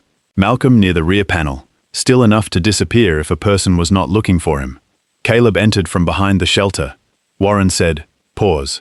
The screen froze. "Officer Kerr," Warren said, "where is the route board?" Kerr looked. "To the front." "Does Voss look at it?" Kerr's mouth moved once before words came. "No." "Continue." The footage moved. Caleb slowed near the shelter, but did not join the loose line like a commuter deciding where to stand. He passed behind one person, looked toward the street, then subtly adjusted closer to Harold. "Pause," Warren said. The screen froze again. "Mr. Hayes," Warren said, "tell me what you saw." Malcolm's eyes stayed on the image. "He's testing distance." Kerr gave a short breath through his nose. Warren did not look at him. "How?" "He steps inside the old man's peripheral range, then backs out when the man shifts. He wants to know whether Mr. Whitmore reacts to closeness." Marion looked at Harold's hands. Harold was gripping the arms of the chair. "Continue," Warren said. The footage rolled. Caleb moved again, this time to Harold's right, latch side. He did not face the bus. He angled his body slightly toward the gap between the shelter and the newspaper box. Pause. Warren did not ask this time. Kerr saw it. Everyone saw it. The foot angle was there, plain and patient on the screen, away from the bus door, toward the exit gap. Kerr's face lost a little color. It was not enough to be called shame. Not yet. Warren glanced at him. "This is why we do not interrogate from still images." Kerr said nothing. The footage continued. The wrong bus approached. The crowd leaned. Harold shifted forward. Caleb leaned late. Malcolm moved. From above, the motion was almost frightening in its economy. Not wild, not lunging, one step, diagonal, cutting off the space between Caleb's left hand and the briefcase. His forearm rose low. Caleb's hand hit Malcolm's sleeve and bounced away from the latch. Then Caleb recoiled. Then Dana's phone came up. Warren paused the screen at the exact point of contact. No one spoke. The room had been waiting for proof, as if proof would arrive loudly. Instead, it sat on the wall in silence. A left hand, a brass latch, a black man stepping into the only space where harm could be prevented. Harold made a sound that was almost a breath and almost an apology. Marion closed her eyes for 1 second.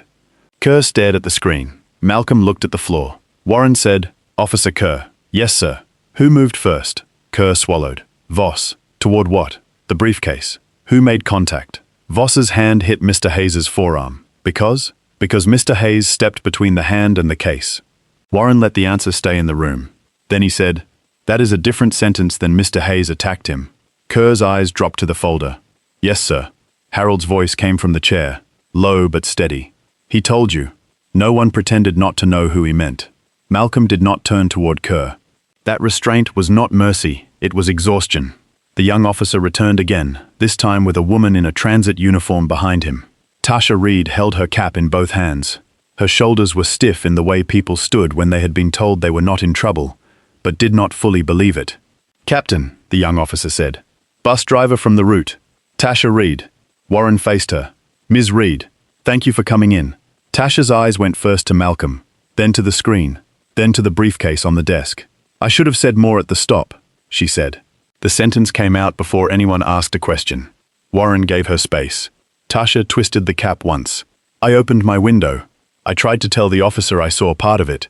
He told me to stay put. Then dispatch told me to clear the lane and—" She stopped. "I should have said more." Kerr's face tightened. Warren said, "Say it now." Tasha looked at the frozen footage.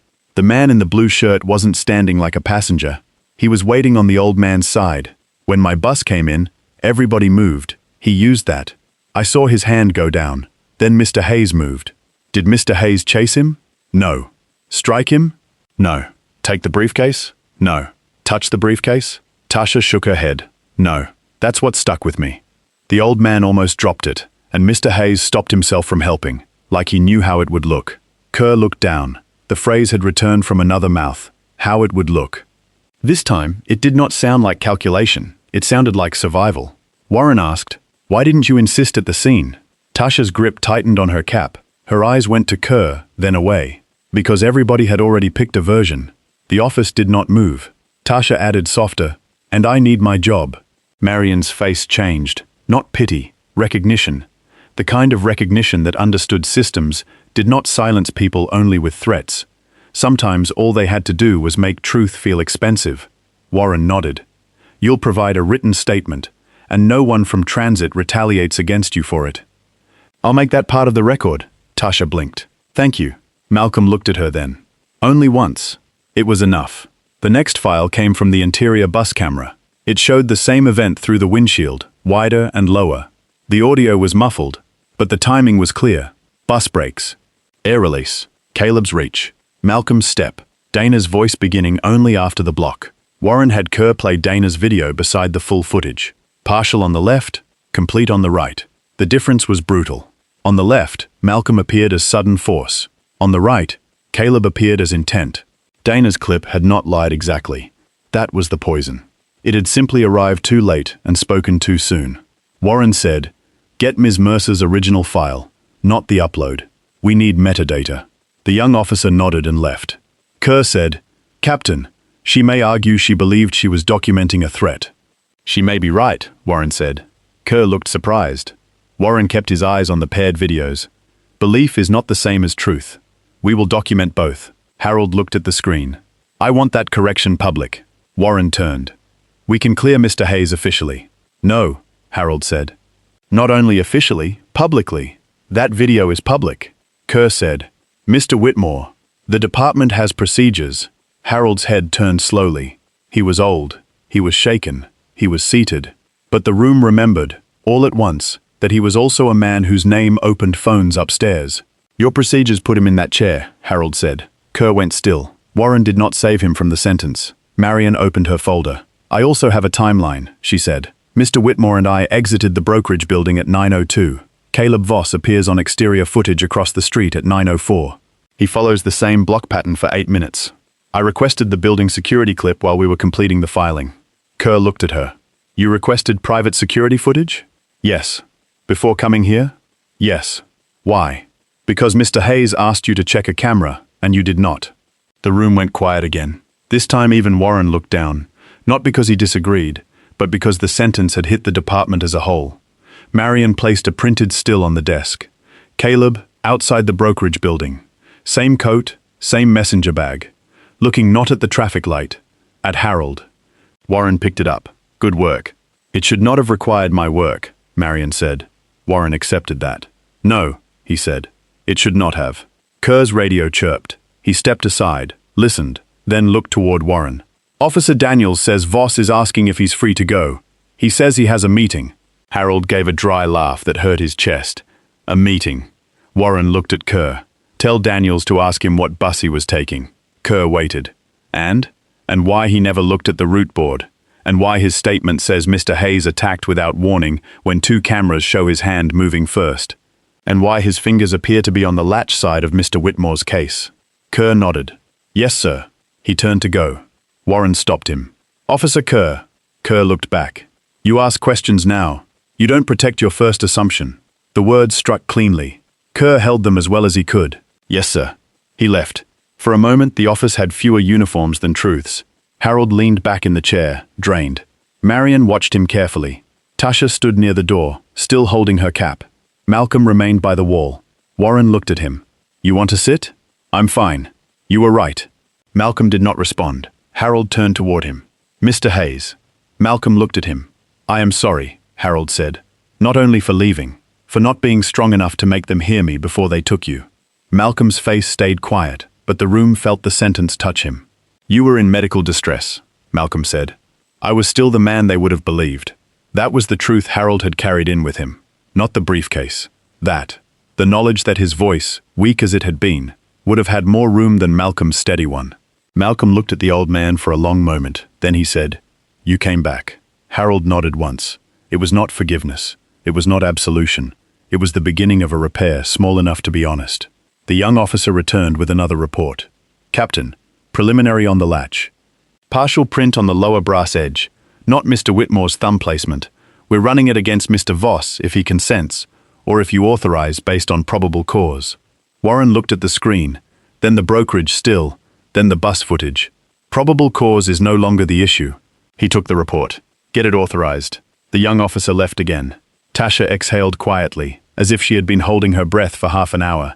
Warren turned back to the wall screen, where the paused footage showed Malcolm's forearm between Caleb's hand and the case. "Run it again," he said. No one asked why. The footage rolled. Again the bus approached. Again the crowd leaned. Again Caleb's hand dropped. Again Malcolm moved. But the second viewing was different. No one in the room was asking whether Malcolm had attacked. They were asking how many people had needed to be wrong before the truth was allowed to be simple. Caleb Voss had been waiting in interview room 2 for 41 minutes, and he had used the time badly. At first, he had sat like a man inconvenienced by civic disorder, coat still buttoned, messenger bag at his feet, one ankle crossed over the other. His right hand rested on the table with the open patience of someone who expected the room to apologize soon. Then the minutes took pieces from him. His ankle uncrossed. His fingers began to tap. He checked the door too often. By the time Officer Daniels brought in a second cup of water he had not asked for, Caleb had started rubbing the inside of his left wrist, where Malcolm's forearm had stopped him. There was no bruise. Not really. Only a faint reddening that would be gone by lunch if he stopped touching it. He did not stop. "Am I being held?" Caleb asked. Daniels placed the water on the table. "We're clarifying a few things." "That's not an answer." "It's the answer I have." Caleb gave a thin laugh. "I was attacked at a bus stop, officer. I came in voluntarily. I have a meeting." Daniels did not sit. "What bus were you waiting for?" Caleb blinked. "What? The bus? Which route?" "The 42. Daniels looked at the file in his hand. "The 42 doesn't board at that curb until after the express line clears. You were standing near the front of the shelter. I don't memorize bus geometry." "No one said you did." Caleb leaned back, irritated now. Not frightened, irritated. That was the first honest expression he had given all morning. "I was shaken. I may have been standing wherever. That man came at me." Daniels glanced toward the camera in the corner. "Captain Warren is going to speak with you." "Good," Caleb said. "Maybe he can explain why I'm still here." When the door opened 2 minutes later, it was not Daniels who entered first. Captain Warren came in with Officer Kerr behind him. That changed Caleb's posture before anyone spoke. He recognized rank. Men like Caleb always did. Rank helped them understand which face to perform. He straightened. "Captain," he said, "I appreciate someone senior getting involved. This has been a very strange morning." Warren sat across from him. Kerr remained near the wall with a folder in his hand, and an expression he was trying to keep official. "Mr. Voss," Warren said, "you gave a statement that Malcolm Hayes attacked you without warning." "He did. Your words were, 'He came out of nowhere and lunged at me.' That is what happened. You also stated you had no contact with Mr. Whitmore's briefcase. I didn't touch his case. And you were waiting for the 42. "Yes." Warren placed a printed still on the table. It was from the exterior shelter camera. Caleb entering from behind the shelter, not the crosswalk. His eyes angled toward Harold's hand. Caleb looked at it, then back at Warren. "A still image doesn't prove anything." "No," Warren said. "It doesn't." Kerr's eyes flicked down. He had heard his own earlier mistake return, but Warren did not look at him. Warren placed a second still beside the first. Caleb standing on Harold's latch side. A third. Caleb's right foot angled toward the gap between the shelter and the newspaper box. A fourth. His left hand dropping toward the briefcase. Caleb's jaw tightened. "Again," he said, "you can make anything look bad in stills." Warren nodded once. "You can. That's why we reviewed the full video." The room seemed to lose air. Caleb reached for the water, then changed his mind. "I want to know if I'm being accused of something." "You are being asked to explain inconsistencies." "That sounds like being accused." "It may become that." Kerr looked at Caleb more carefully now. Not as a witness, not yet as a suspect. As a man whose clean coat had started to separate from his story. Warren opened the folder. "Why did you not check the route board?" Caleb blinked again. "I check routes on my phone." "Where was your phone?" "My pocket." "You did not look at it on the footage." "I knew the route. You just said you don't memorize bus geometry." "That's not the same thing." "Why did you approach from behind the shelter instead of the crosswalk?" "I came from the side street." "Why did you stand on Mr. Whitmore's right side?" "I didn't know his name." That was not the question. Caleb's eyes sharpened. He did not like being corrected. "I stood where there was space." "There was more space behind Mr. Hayes. I didn't notice him." Warren let that sit. Caleb had noticed everything else. The case, the latch, the opening between people, but not Malcolm, according to him, not until Malcolm's body became inconvenient. Kerr wrote something down. Caleb saw it and turned on him. "Are you writing this down like I did something wrong? I was the one he touched." Kerr's pen stopped. Earlier, that sentence would have helped him. Now it sounded small. Warren said, "You told Officer Daniels that Mr. Hayes struck your forearm." "He did. The footage shows your hand made contact with his forearm." "Because he moved into me." "Because your hand moved toward the case." "No." Warren turned the folder, pulled out another image, and placed it in front of Caleb. The interior bus camera, lower angle. Not perfect, but enough. Caleb's left hand, fingers curled, inches from the brass latch. For the first time, Caleb did not answer immediately. Warren did not fill the silence. That was the difference between pressure and noise. Caleb looked at the image for too long. It was crowded, he said finally. You were not pressed against anyone. The bus came in. People moved. You moved later than the crowd, because I was trying not to get pushed. Your foot was set toward the exit gap. People stand all kinds of ways. Yes, Warren said, and some of them stand like they intend to run. Caleb laughed once. It cracked in the middle. This is absurd. Is it? Yes. You're taking the word of that man over mine. The sentence exposed him before he understood what he had said. That man. Not Mr. Hayes. Not the man who blocked me. That man. Kerr looked up. Warren's expression stayed level. Which man? Caleb paused. The man who assaulted me. Malcolm Hayes. Yes. You mean the man whose version matches 2 cameras, 1 transit driver, Mr. Whitmore's statement, Ms. Cole's statement, and the condition of the briefcase latch. Caleb's face hardened. You have no idea what kind of person he is.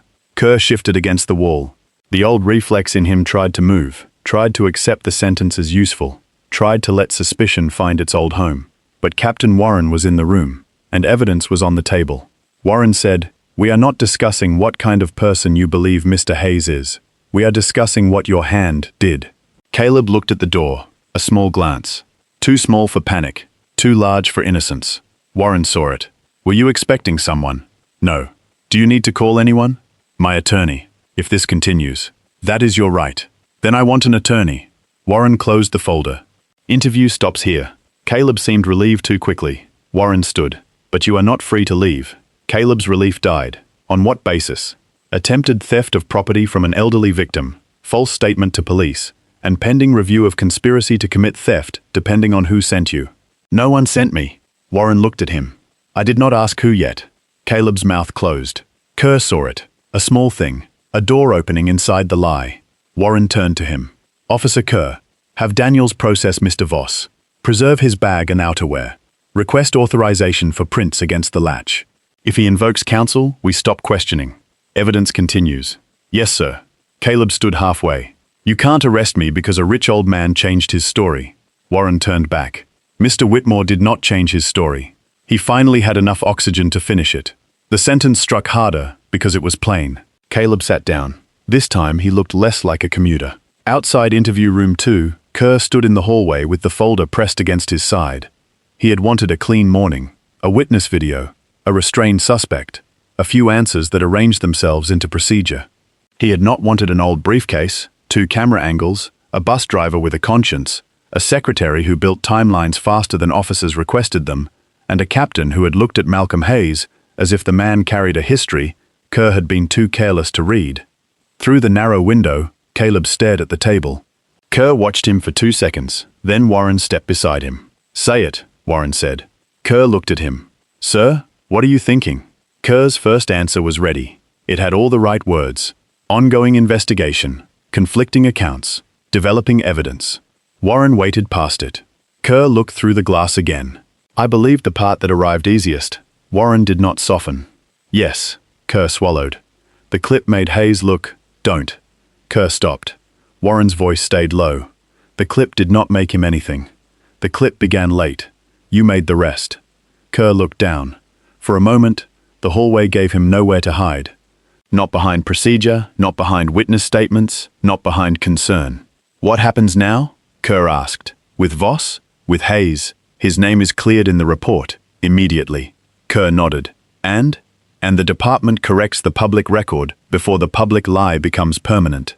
Kerr's jaw moved. He had not expected that part. Captain, public statements usually go through. I know where they go. I also know how long silence takes to turn into consent. Kerr said nothing. Warren looked toward his office, where Malcolm, Harold, Marion, and Tasha were waiting in different kinds of quiet.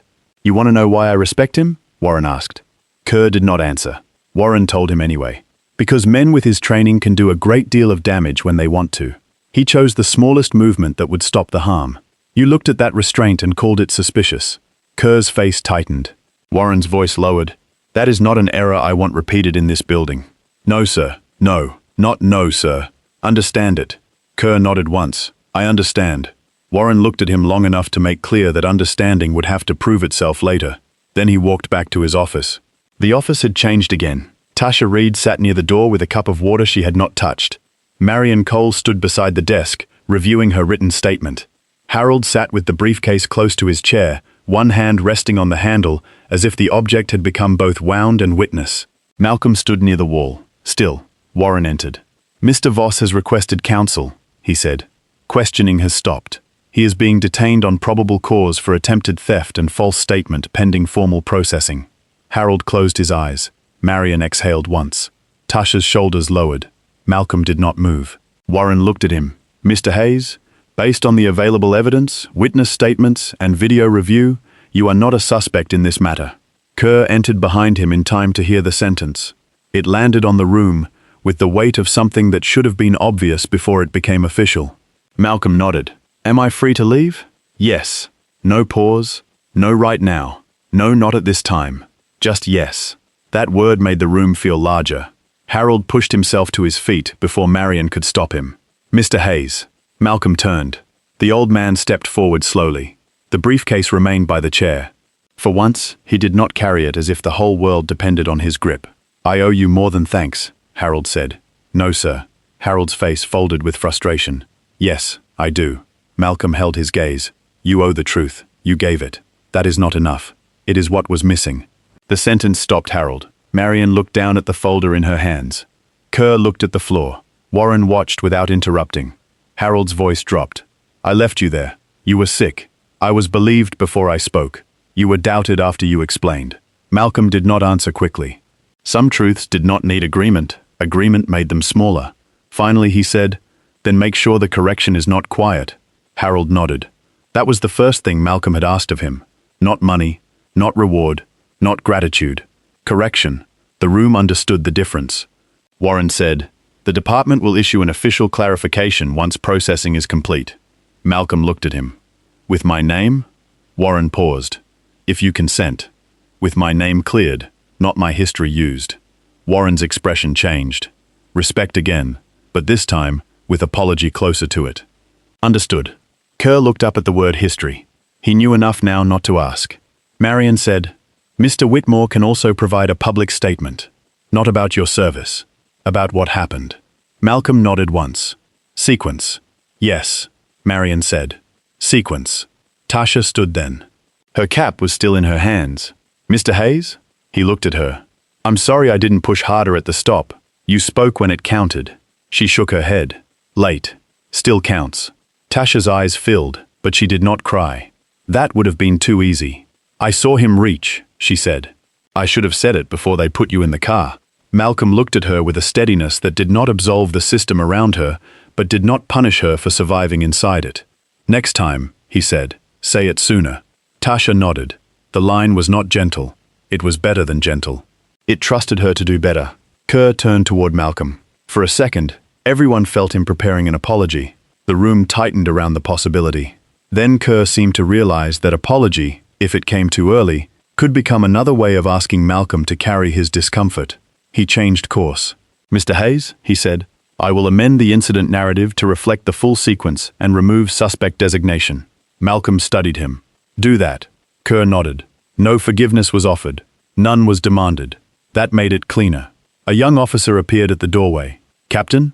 Preliminary print match authorized. Partial on the latch is consistent with Voss's left index and middle finger. Also, Daniels found a torn train receipt in his bag, not a city bus pass. Warren looked at Kerr. Kerr's eyes closed briefly. Another simple thing they had not checked. Add it, Warren said. The young officer nodded. Harold gave a short, bitter laugh. He was never taking the bus. No, Malcolm said. Everyone looked at him. Malcolm's eyes were on the briefcase. He was waiting for noise. The room went still one last time. The sentence returned them to the beginning. Not the clip, not the accusation, not the cruiser. The actual beginning. A thief waiting for noise. A crowd becoming noise. A system mistaking noise for truth. Warren turned to Kerr. Put that in the training file. Kerr looked at Malcolm. Then at the screen, still showing the paired videos. Yes, sir. Malcolm reached for his jacket. No one stopped him. That too was a kind of evidence. When he stepped into the hallway, the precinct did not applaud. People kept typing, radios kept muttering, a printer jammed somewhere near the front desk. The ordinary machinery of the place continued, as if it had not spent the morning almost turning a protector into a suspect. But a few heads turned. Not many. Enough. The young officer at the desk looked at Malcolm differently now, then looked ashamed of the difference. Malcolm did not slow down for it. At the front doors, Harold caught up as fast as his body allowed. "Mr. Hayes." Malcolm stopped. Outside, traffic moved beyond the glass. Buses breathed at the curb. People crossed streets under signals they barely trusted. Harold held out a business card. Malcolm looked at it. "I'm not looking for work." "I know." "I'm not looking for payment." "I know." "Then what is that?" "My direct number," Harold said, "in case the public correction is not loud enough." Malcolm did not take it immediately. Harold's hand trembled. Not from weakness this time, from the effort of offering help without trying to buy absolution. Malcolm took the card. "One correction," he said. "Yes? Do not say I saved your documents." Harold looked confused. "Then what should I say?" Malcolm opened the glass door. Cold air moved in from the street. "Say the man you thought was a thief stopped one." Harold absorbed that, then nodded. Malcolm stepped outside. Behind him, inside the precinct, Officer Kerr stood near the front desk and watched Captain Warren hand the amended report to records. The first version of a story was being replaced. Not erased. Replaced. There was a difference. Erasure pretended harm had not happened. Replacement admitted that the first telling had been wrong. On the sidewalk, Malcolm looked toward the nearest bus stop. The city was still loud. That had not changed. But for once, somewhere inside the noise, the beginning had been found. The first correction was not public. It was a line in a report. Malcolm Hayes, previously detained for questioning in relation to a bus stop altercation, was reclassified as a civilian intervener and key witness after review of transit footage, victim statement, and physical evidence. The sentence appeared on a screen in the precinct records office at 1:17 p. Typed by Officer Kerr, while Captain Warren stood behind him and said nothing. That silence did more than any lecture could have. Kerr read the line once, then again. Civilian intervener, key witness. The words looked clean after a morning that had not been clean at all. He wanted them to carry more weight than they did. He wanted the typing of them to feel like repair. But the old report still existed in the system history. The first radio call still existed. Dana Mercer's video still existed. The faces in the bus stop crowd still existed. A correction did not erase the harm. It only marked the place where truth had finally caught up. "Add the basis," Warren said. Kerr's fingers returned to the keyboard. Basis. Full exterior shelter footage showed Caleb Voss initiating movement toward Harold Whitmore's briefcase, before Hayes made contact. Interior bus footage confirmed timing. Victim and witness statements corroborated Hayes's account. Physical evidence on briefcase latch consistent with Voss contact. Voss's initial statement contradicted available footage. Kerr stopped at the last sentence. Contradicted. That was a gentle word for a lie. But official language often wore gloves. "Continue," Warren said. Kerr typed the final line. "No evidence supports assault allegation against Hayes." Warren leaned forward. "Now send it." Kerr clicked. The report left his screen and entered the machinery. Somewhere else in the building, a printer began to work. Kerr looked at the empty message window. "Captain," Warren waited. "I should have checked the full footage first." "Yes." Kerr nodded slowly. "I let the first clip become the frame." "Yes." And I treated his calm like it was part of the threat. Warren did not answer immediately. Outside the office, a radio murmured. A drawer closed. "A woman at the front desk asked someone to spell a last name," Warren said. "That is the part you will be explaining in review." Kerr's face tightened, but he accepted it. "Yes, sir. This is not only about you being wrong." "I understand." "Not yet," Warren said. "You are beginning to." That was all the mercy he gave him. By 3 o'clock, the department issued a statement. It was shorter than Harold Whitmore wanted and longer than the department preferred. That meant it was probably close to honest. The second precinct confirmed that Malcolm Hayes was not the aggressor in the downtown bus stop incident circulating online. Full transit footage shows Mr. Hayes intervened to prevent an attempted theft from an elderly commuter. The individual originally described in some posts as a victim is now in custody pending charges. The department is reviewing its initial response and will update incident evaluation procedures involving partial civilian video. Harold read it twice in Marion's office. Then he said, "Not enough." Marion, who had already known he would say that, slid a second document across the desk. "Your statement." Harold put on his glasses. The statement did not praise Malcolm as a hero. Marion had removed that word after Harold used it 3 times in the draft. She said it made the story too easy. She was right. The statement said what happened. It said Harold Whitmore was carrying a briefcase at a bus stop when a man later identified as Caleb Voss attempted to take it. It said Malcolm Hayes saw the reach before anyone else reacted. It said Hayes used minimal force to block the theft and did not touch the briefcase. It said Whitmore was medically unstable and unable to complete his statement at the scene. It said the public clip began after the decisive moment. At the end, Harold had insisted on one sentence. The man many people assumed was the danger was, in fact, the only person who acted quickly enough to stop it. Marion had left that in. "Release it," Harold said. "Already scheduled." He looked up. She did not smile. She rarely did when she was proud of herself. The internet did not apologize all at once. It never did. The corrections spread more slowly than the accusation. People who had shared Dana's clip without knowing Malcolm's name now learned it and used it carefully, or defensively, or not at all. Some deleted their posts. Some edited captions.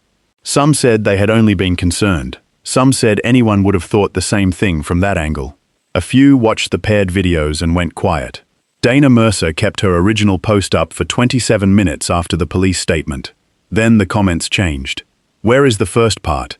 He was stopping the guy? The commuter was the thief? Why didn't you update this?" Dana posted a second video from her kitchen table, face pale under soft lighting, voice lower now. "I want to clarify that my original video did not show the full incident," she said. "I reacted based on what I saw at the time." She stopped there first, then restarted the recording.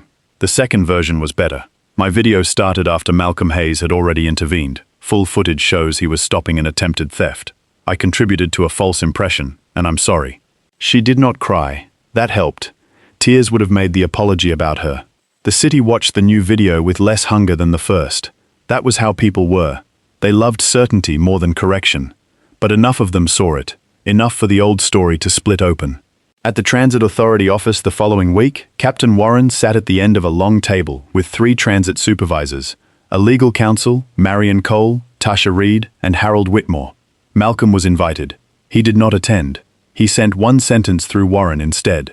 "Do not teach people to fear intervention before they identify sequence." Warren read it aloud. No one spoke for several seconds. Then Tasha Reed looked down at her hands. That sentence became the first line of the new training memo, though someone softened it for official use. Incident reviewers must identify sequence before assigning aggression. Harold disliked the softer version. Marion told him soft language sometimes entered buildings more easily than hard truth. The new protocol had 4 parts. Full footage before public classification. Witness statements taken from start point observers, not only loudest recorders. Protection for transit employees who correct public narratives. Mandatory review whenever partial civilian video drives a police response. It was not a revolution. Malcolm would have distrusted it if anyone called it one. It was a procedure. Procedures were boring until they were the only thing standing between a man and a wrong label. Officer Kerr was removed from solo intake duty for public transit incidents pending review. He was not fired that week. Harold wanted more. Warren refused to promise theater. The department opened an internal review into his handling of the case and required retraining on bias, sequence reconstruction, and civilian intervention assessment. Kerr signed the notice without argument. The signature did not make him redeemed. It made him accountable. That was more useful. Caleb Voss's case moved less quietly. Attempted theft, false statement, elder targeting enhancement, a pending inquiry into who had asked him to retrieve the briefcase and why. Reporters tried to make the briefcase the center of the story for 2 days. Harold refused interviews that wanted mystery more than truth. "What was in the case?" one reporter asked outside the courthouse. Harold looked at the microphone. "Enough to matter," he said. "Not enough to justify what happened to Mr. Hayes." Then he walked away. Marion told him later it was the best answer he had given all year. 3 weeks after the bus stop, Route 42 received a new camera above the shelter. Not larger, not obvious, just better angled.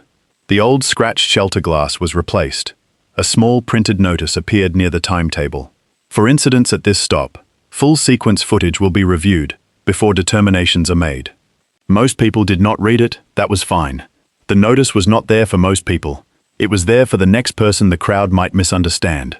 On a grey afternoon with rain threatening the sidewalk, Malcolm Hayes returned to the same stop. Not for ceremony, not for closure. He had a transfer to catch. His jacket was the same dark grey one. His boots still carried old rain in the seams. His hands were empty again. The city moved around him without reverence. A teenager argued into a phone. A nurse leaned against the glass, eyes closed from exhaustion. A man in a delivery uniform checked his route 3 times and frowned at the sky. Malcolm stood near the end of the shelter, half in shade. Old habit. Across the street, Tasha Reed saw him from the driver's seat of the 42 as she pulled toward the curb. Her hands tightened on the wheel for a second. Then she looked at the mirror, the doors, the waiting passengers, the space beside the newspaper box. She saw more than she used to. When the bus side opened, she met Malcolm's eyes through the windshield and gave a small nod. Not gratitude, not apology, a promise to look sooner next time. Malcolm returned the nod. He stepped onto the bus and tapped his card. The machine beeped. Ordinary sound. Small permission. As he moved down the aisle, 2 passengers recognized him. One whispered. The other looked away, embarrassed by recognition arriving late. Malcolm did not stop for either of them. He took a seat near the middle, where the window reflected both the street outside and the passengers behind him. Glass still told the truth differently. He watched it without seeming to watch. At the next stop, an elderly woman climbed aboard, with a grocery bag splitting at one handle. The man nearest the door looked up, saw the tear, and reached out. Then he hesitated. Just for a second. A second was long enough for a city to show what it had learned. "Ma'am," he said, "your bag." He did not grab it. He did not assume. He offered both hands open. The woman looked down, saw the tear, and let him help. Malcolm watched the exchange in the window. No one filmed, no one shouted, no one needed to be proven wrong. That was the best kind of ending a public place could offer.